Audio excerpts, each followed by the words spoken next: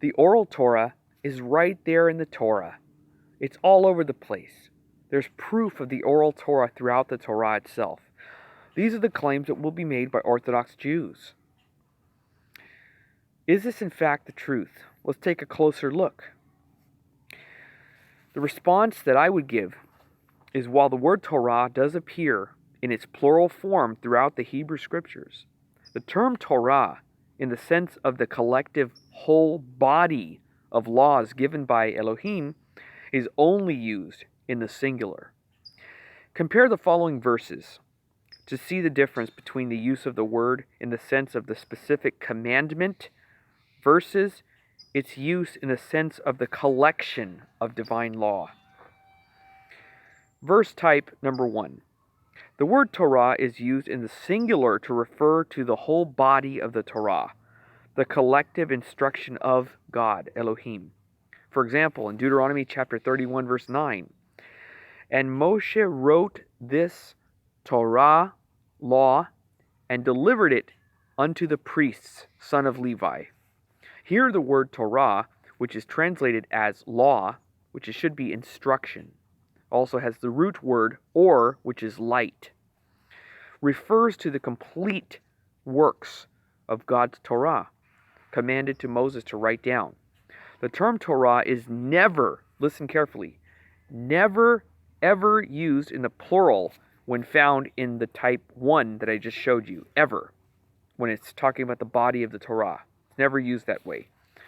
Here's type number 2, verse type number 2. The singular of Torah is used in the sense of the specific commandment, not the body, but a commandment or a section of the Torah, okay? Not referring to the Torah as a whole. This is very, very important that you understand what I'm telling you. So the plural is only in reference to particulars, not the body of the whole Torah. This is important when debating this topic with Orthodox Jews. For example, and this is the instruction, the Torah of the Nazir on the day. See, Torah of the Nazir, meaning their instruction on the day of fulfillment of his days of consecration. He shall be brought to the opening of the tent of meeting. This is in Numbers chapter 6, verse 13. Even though the word Torah is used in the singular, it does not refer to the collective, as I said, the whole body of the Torah. So here's where we distinctly separate the two, instruction of God, i.e., it does not refer to the Torah with a capital T, meaning the whole body. Verse type number 3.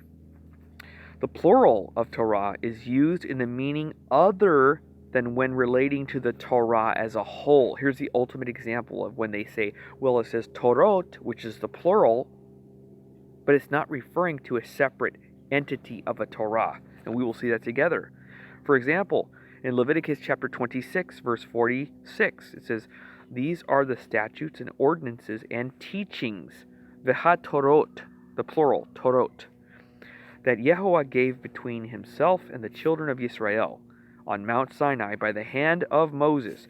Here the word Torah is used in its plural form. Okay?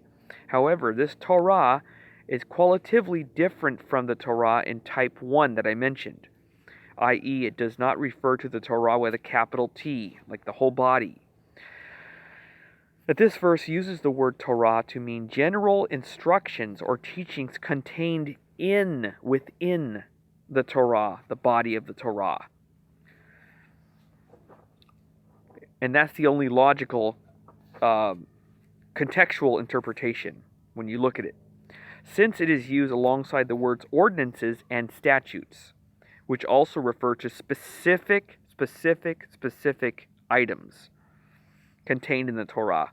All verses that refer to the plural of Torah are this type. Okay?